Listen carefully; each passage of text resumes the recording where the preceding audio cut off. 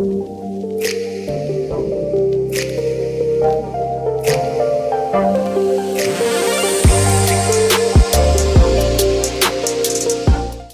ናችሁ? ውድ ህይወት በቤት የዩቲዩብ ቻናል ተከታታዮቻችን እንዴት ናችሁ? እንግዲህ ባለፉት ጊዜያቶች ወላጅነትን በተመለከተ ወላጅን ለማገዝ በተለይ በልጆች ሁለንተናዊ የህይወት አቅጣጫ መሰረታዊና ዋና የሚባለውን ከባህሪ አንጻር መጀመር፣ መስራት፣ ማድረግ ያለብን ነገሮችን እያነሳሁኝ ነበር። ዛሬም ከዛ የሚቀጥል ነገር ደግሞ አነሳለሁ። በዛሬው ቀን ባለፈው እንግዲህ ባህሪ የሚገነባው በግንኙነት ነው ብዬ ወላጆች ልጆቻችሁን በጣም በመገናኘት አብሮ በመሆን ጊዜ በመውሰድ በመነጋገር ግንኙነት ማዳበር መቻል አለባችሁ። የወላጅነት ጊዜ አላቂ ነው፣ ቋሚ አይደለም። እስከ ተወሰነ ጊዜ ድረስ ነው የምትፈላለጉት። ከተወሰነ ጊዜ ግን በኋላ የራሳቸውን ሕይወት ካስረከባቸዋቸው በኋላ ግን በራሳቸው ፕሮግራም ስለሚሄዱ ብዙ ወላጆች ላይ ጫና አይሆንም። በዛን ሰዓት ግን ውጤታማ እንዲሆኑ እጃችን ላይ ያሉ በእኛ ስልጣን ስር ባሉበት ጊዜ እነዚህን ነገሮች ልንሰራ ይገባል። ግንኙነትን በማዳበር ባህሪያቸውን መቅረጽ እንችላለን ማለት ነው። ዛሬ እንግዲህ ተግባራዊ ነገር እሰጣችኋለሁ ባልኩት መሰረት 3 የወላጆችን ድርሻ ዛሬ አነሳላችኋለሁ። ወላጆች ልጆቻቸውን ሁለንተናዊ በሆነ መንገድ ለማሳደግና ነገም ደግሞ ካለ ስጋት ራሳቸውን መጠበቅ እንዲችሉ 3 ድርሻዎች አሉባቸው እንደ ወላጅ የሚያደርጓቸው ተግባሮች ማለት ነው። ወላጅነት እንዴት ነው የምታዩት? ወላጅነት ምንድን ነው ትላላችሁ? ወላጅነት ሲባል በእርግጥ ያው ወላጅ ራሱን የሚያዩበት እይታና ልጆች ወላጅን የሚያዩበት እይታ እንደሚለያይ አውቃለሁ። በልጆች ያለው ልጆችን ስናገኝ ከነሱ ጋር እናወራዋለን። ግን ከወላጅ አንጻር ወላጅነት ምንድን ነው ብላችሁ ስታስቡ ራሳችሁን እንዴት ነው የምታዩት?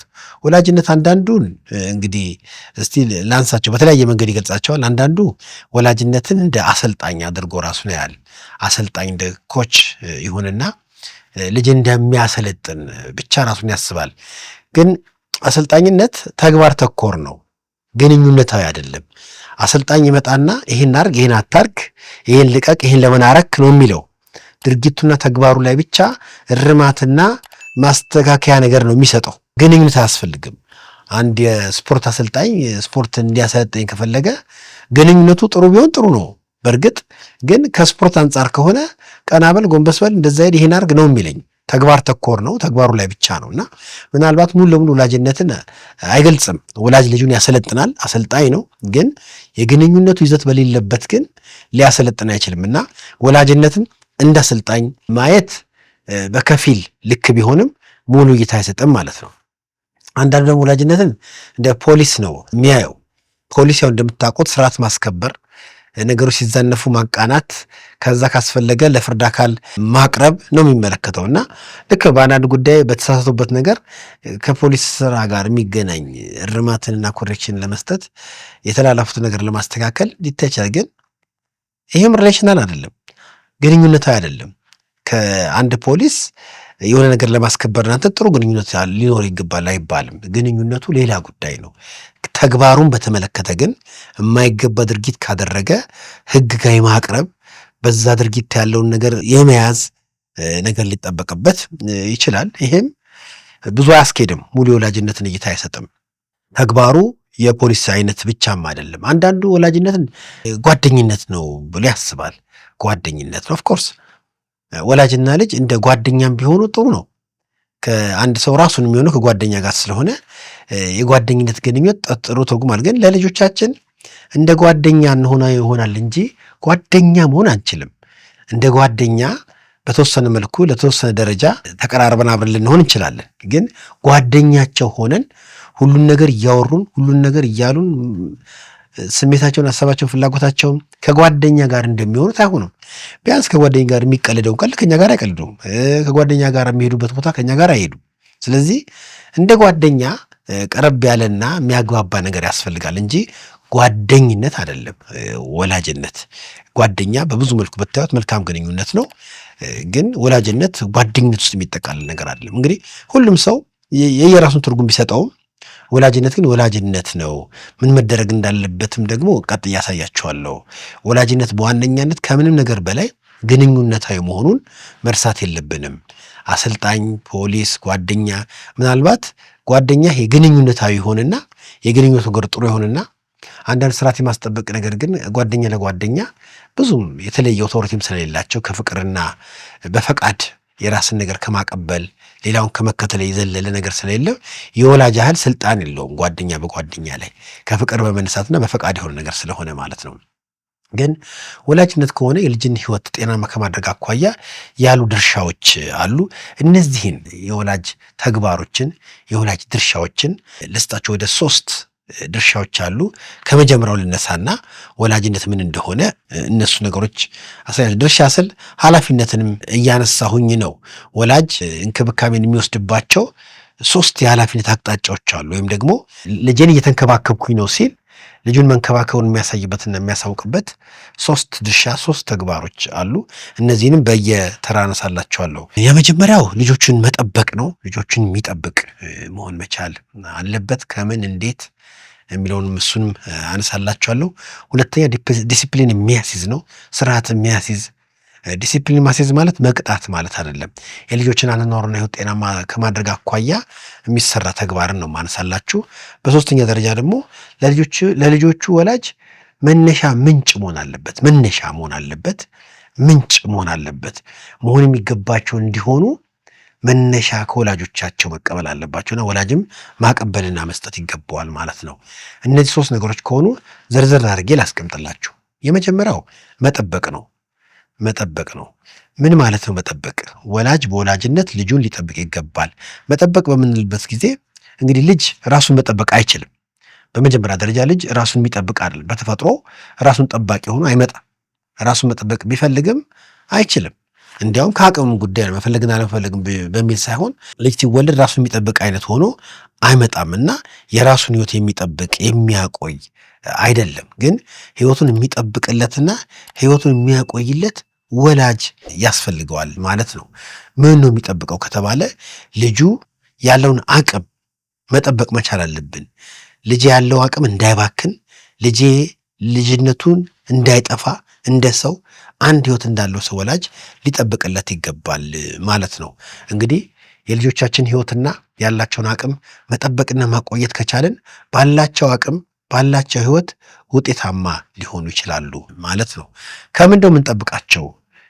ልጆችን የምንጠብቀው ከምንድን ነው? ወላጅ ልጅ ጠባቂ ከሆነ ከምን እንደሚጠብቅም መታወቅ አለበት።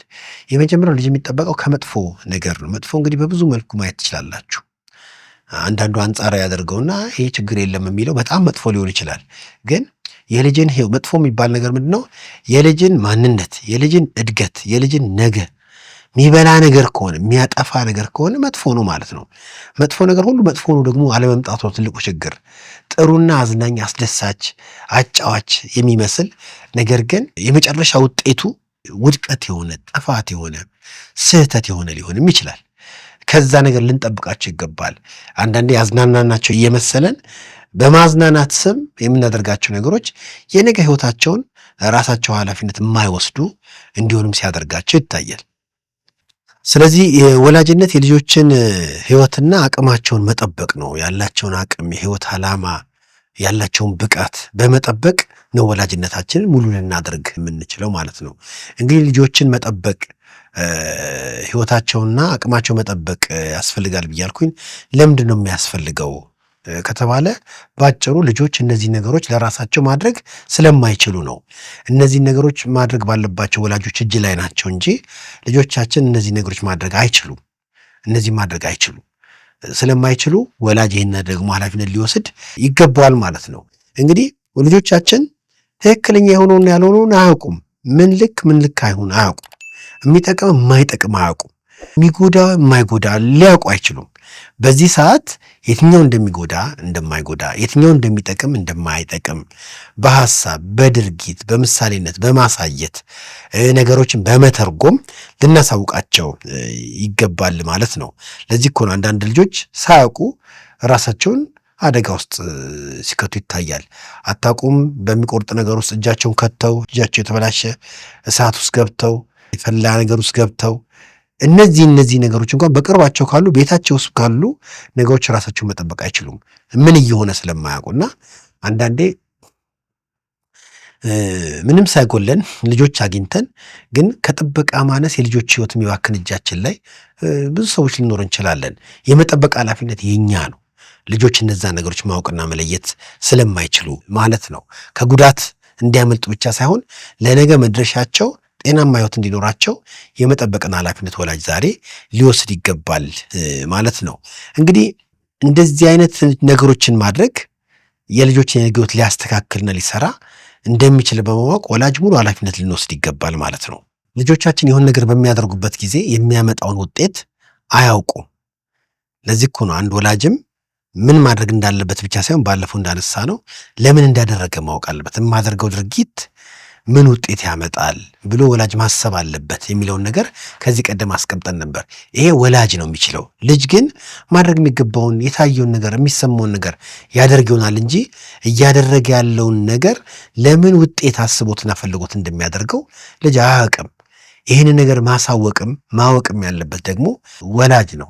እንግዲህ በአንዳንድ ጉዳዮች እንኳን ህይወታችሁን ብትመለከቱ ጥበብን እንኳን ያገኘ ነው ማስተዋል እንኳን ያገኘ ነው አንዳንዴ ከህይወት ልምድም ጭምር ነው።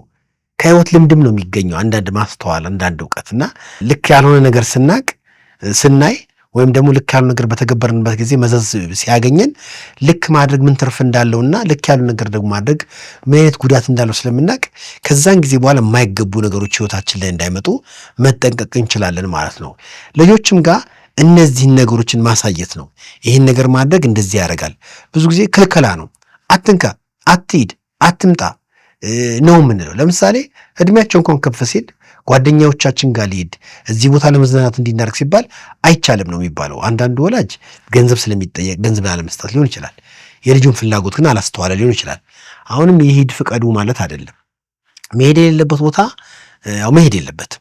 ነገር ግን መሄድ እንደሌለበት የሚያውቀው ወላጅ ነው። ልጅ ፈልጓል። ወላጅ ግን ያ ቦታ ልክ እንዳልሆነ ያውቃል። ማስረዳት ነው፣ ማሳወቅ ነው። ይሄ ጥበቃ ይባላል። ስልጣን ብቻ ስላለን ክልከላ በምናደርግበት ጊዜ እኔ ልጅ ስለሆንኩኝ ገንዘብ ከነሱ ስለምወስድ እድሜ ገና ስለሆነ አቅም አዩብኝ ልደግ ብቻ ብሎ ለራሱ ቀጠሮ ሊይዝ ይችላል። በኋላ ባደገና ትንሽ ከፍ ባለ ጊዜ ወላጅ ላይ የሚያምጽም ሊሆን ይችላል እና ማድረግ አለማድረግ ብቻ ሳይሆን የሚደረገው ነገር በማስተዋል አውቀውና ተረድተው ማድረግ እንዲችሉ ወላጅ ትርጉም ሊሰጣቸው ይገባል ማለት ነው። ጥበቃ ማለት አንዱም ይሄ ነው። አትሄድ ብቻ አይደለም፣ ሲሄድ ማስረዳት ነው። ውጭ ያለው ክፉና መጥፎ ነገር ብቻ አይደለም። አንዳንዴ ቤታችን ካለ ድክመትና ክፋት ራሱ ልጆችን የመጠበቅ ኃላፊነት አለብን። ልጆች ጤናማ በሆነ ከባቢ ውስጥ ማደግ ስላለባቸው ወላጆች ውጪ ካለ ከሚጎዳ ነገር ልጆቻቸውን ይጠብቁና ቤት ውስጥ ካለ የየራሳቸው ድካምና ጥፋት ግን ልጆቻቸውን አይጠብቋቸውም። የህይወታችን፣ የንግግራችን፣ ባልና ሚስት ግንኙነቶቻችን፣ የምናደርጋቸው ተግባሮች በአጠቃላይ ልጆቻችን ስለሚያዩ ያንንም ስለሚያውቁ ልንጠብቃቸው ይገባል ማለት ነው። እንግዲህ ከህይወት ልምድም ከሆነ ጥበብ የሚገኘው ልጆቻችን ጥበብ እንዲያገኙ ከስህተት መማርን እንዲያገኙ ማድረግ መጠበቅ ነው። ነገ እንደዛ ነገር ላይ እንዳይደገምባቸው ያደርጋልና ወላጅ ልጆችን በሚጠብቅበት ጊዜ ጤናማ በሆነ ከባቢ ዕለት ዕለት እንዲኖሩ ያደርጋል።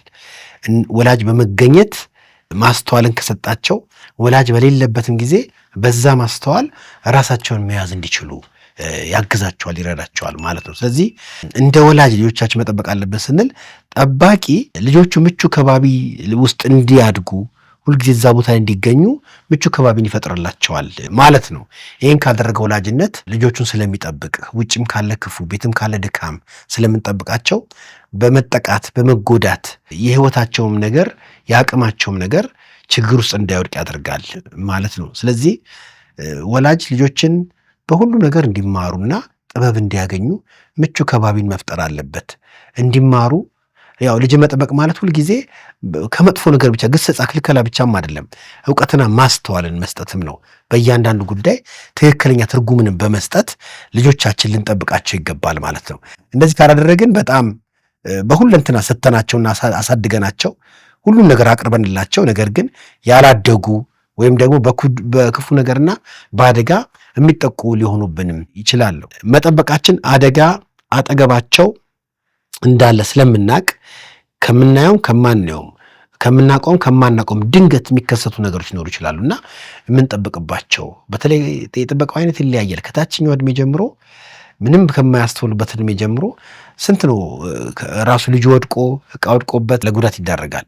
እንደዚህ እንዳይሆኑ ወላጆች በዛኛው እድሜ ይህን ልንሰራ ልናደርግ ይገባልና ቤታቸው አጠገባቸው ካለ ችግርና በውጪ ከሚመጣ ችግር ልንጠብቃቸው ወይም አደጋ ልንጠብቃቸው ይገባል።